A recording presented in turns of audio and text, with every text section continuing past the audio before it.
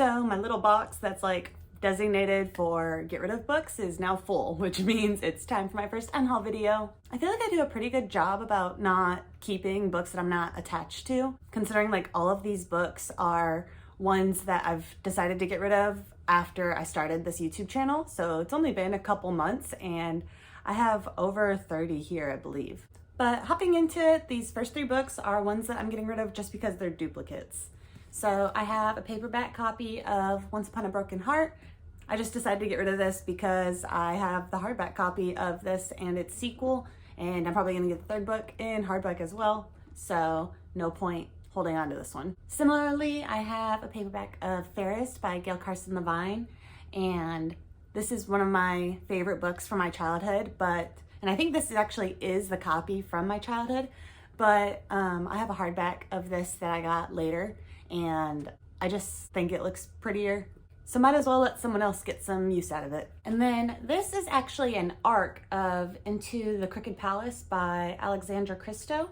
And I held on to this for a long time because I was interested in reading it, but I didn't want to like buy a copy before I had tried it out and my library didn't have it. But recently I was at a used bookstore and found a copy of it where it's like not an arc. So since like there can be changes sometimes after an arc goes out, I figured it was really cheap. Might as well get that and then know I'm reading like the final product rather than holding on to an arc that I haven't gotten around to in a long time. Next up, I have The Wrath and the Dawn and The Rose and the Dagger by Renee Ari, I think is how you say that. But I tried out reading The Wrath and the Dawn recently as part of my fall TBR. Even though I love fairy tale retellings, something about this one, or just a mixture of things, it wasn't working for me. I didn't really feel attached to any of the characters, and the pacing was a little too slow for me, I think. Sometimes I can do a slow-paced book, but it just wasn't working right with this one. So I DNF'd the first book, and since I had both, I'm gonna be getting rid of both of these. Next up, I have volume 1 of JiuJitsu Kaizen.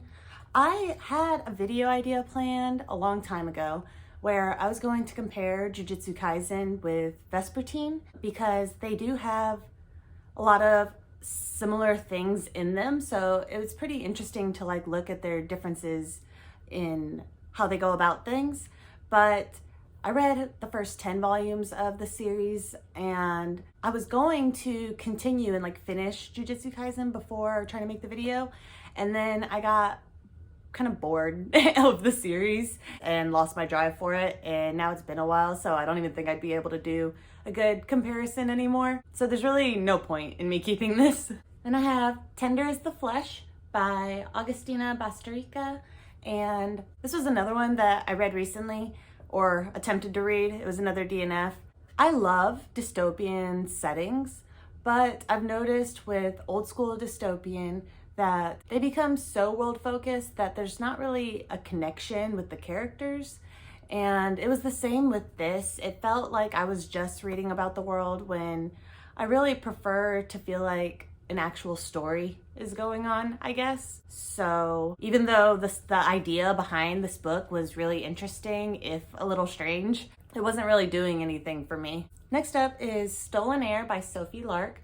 This is just a romance book that I got cheap at, I think, Walmart, and I just got it as like a quick, fun read, and yeah, that's what it was. It didn't really have anything that stuck out to me, so I'm not gonna be keeping this one. Then I have 3 books. I think it's just a trilogy, so I think I have the whole series of the War of the Rose series by Kathleen Bryan.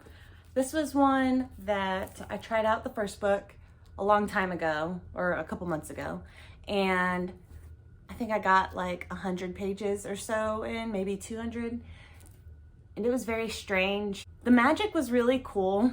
I really liked the magic, but the main guy was kind of annoying, and there wasn't really anything going on with the plot. It was a lot of traveling, which I think is a common thing in older fantasy.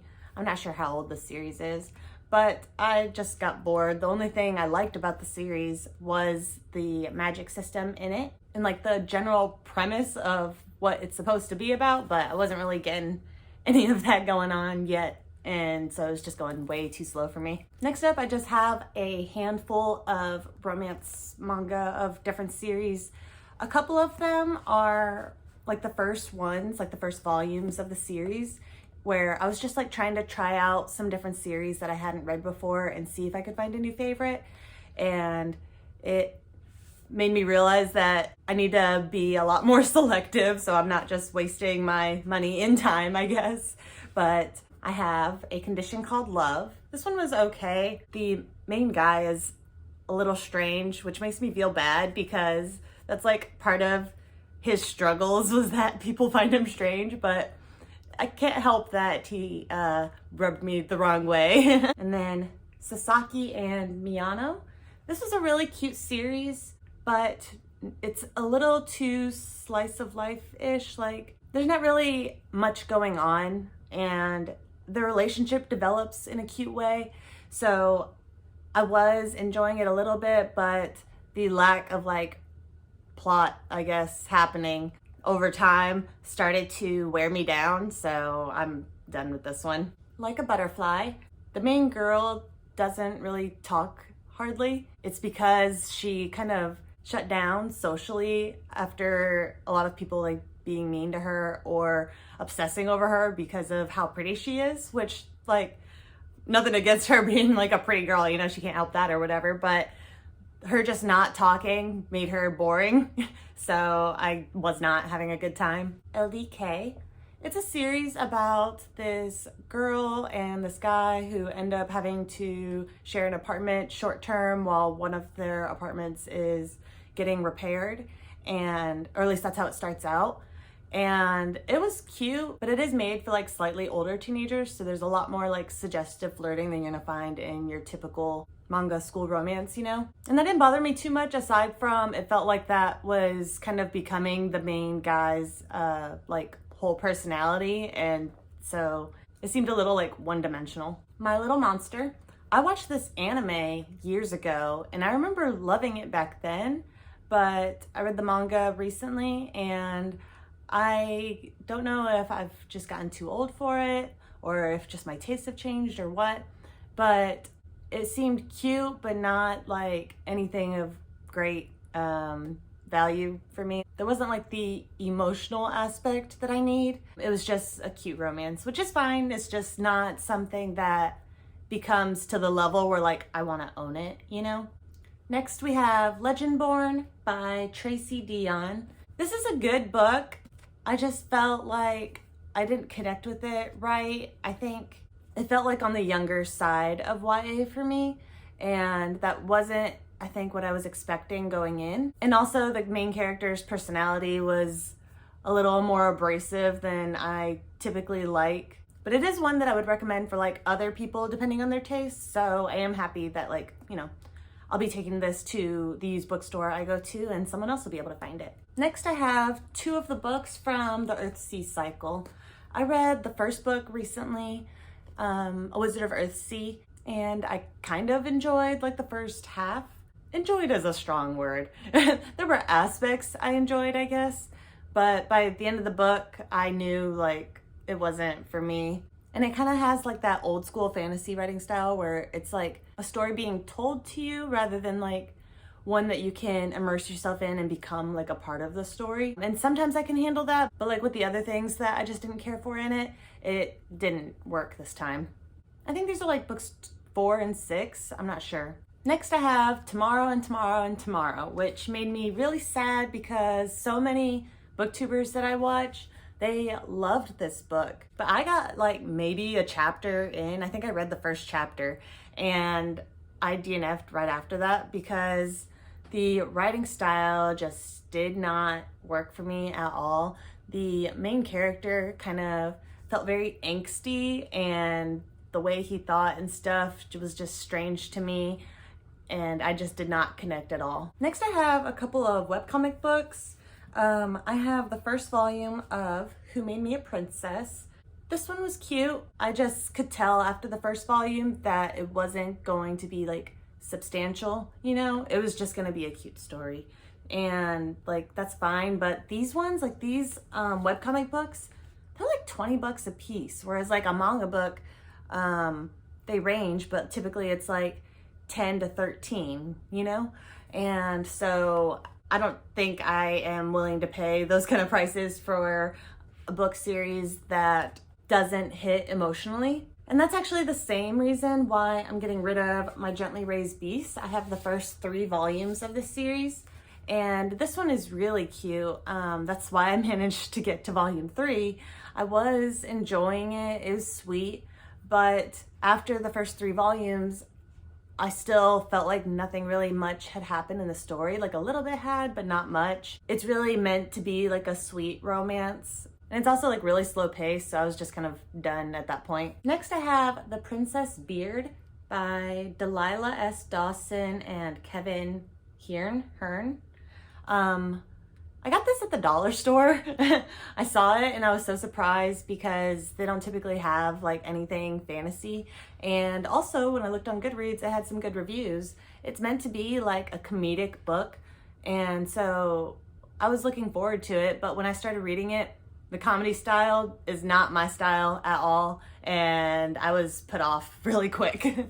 Next is The Princess Bride by William Goldman. I have such a pretty edition. I love these like kind of frayed edges in books. So I was really sad that when I read this book, it did not hit me anywhere near at the level of the movie. This is one of the few times that I have loved a movie so much more than the book. It's still a good time. Like, it was fast paced, still had the funniness of the movie, but it just wasn't the same. Another classic book is The Little Prince by Antoine de Saint. I never know how to say this last part. But yeah, I read all of this one and it was fine. Nothing happened. It was boring. That's all I have to say about that one.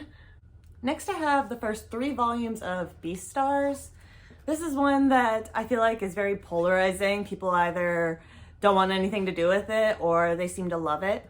And I gave it a shot because I wasn't like turned off by it. Like I was, if it's good, you know? And the people that do like it would talk about online, like I would see that they would talk about how it can go a lot deeper than you would expect. Like it gets into a lot of political, societal things. So I was interested in that. And so I picked it up and I can see where it would have that. But after these 3 volumes, I just found myself bored with what was going on and didn't feel any desire to continue. This next book is the only book out of all of these that I have not even like tried to read really. And that is The Book of Night with Moon by Diane Duane. It's about cat wizards, and I think it has good reviews if I remember correctly. So it's been on my shelf for a long time, and it just got to the point where I realized I don't care about cat wizards. I know I read the Warrior series when I was a kid, and I loved them, but I no longer care about being in the mind of a cat, I guess, so that one's get rid of. Next up is The Piper's Pursuit by Melanie Dickerson. This was another DNF from my TBR. I seem to have had quite a few of those. This is a Pied Piper retelling, so I was actually pretty interested in this one. This is just a case of the main character annoying me again. Next up is 3 Dark Crowns. It's by Kendare Blake. I just tried this one out recently, and so I have this habit of I'll like go to the end of the book sometimes, especially if it's a book that I have decided I'm not interested in, and I'll read like the last couple lines of it. I know that's terrible. Like I'll probably get a lot of flack for that, but I just did that with this book, like mid trying to talk about it, and I kind of liked what I saw, so I might not get rid of that one just yet. I might give it another shot. I don't know. But the last book that I have to talk about is Dark Harvest by Norman Partridge. This is my most recent Unhaul book, and it's my most recent DNF, I believe. But I was trying to read this because, you know, it's October and it's like very much a Halloween book. It like takes place on Halloween. There was 2 things working against this book for me. One is it's a small town story, which a lot of times I struggle with, but the plot was interesting, so I was sticking around for that. However, the writing style is what threw me off. It has like segments of second person, like, I guess, I don't know if I would call it second person. It's third person for what is going on in the book.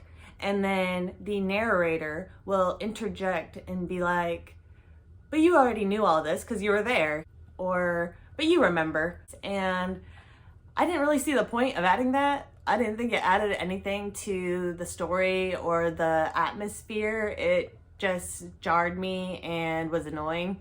So I ended up DNFing this one. But yeah, so those are all the books that I am unhauling, aside from one that managed to stick around for a little bit longer. If anybody is quick and is like, no, you really need to give that book another shot, let me know. But overall, I'm pretty secure in my feelings about them. But thank you guys so much for watching. I hope you have a great day. Bye.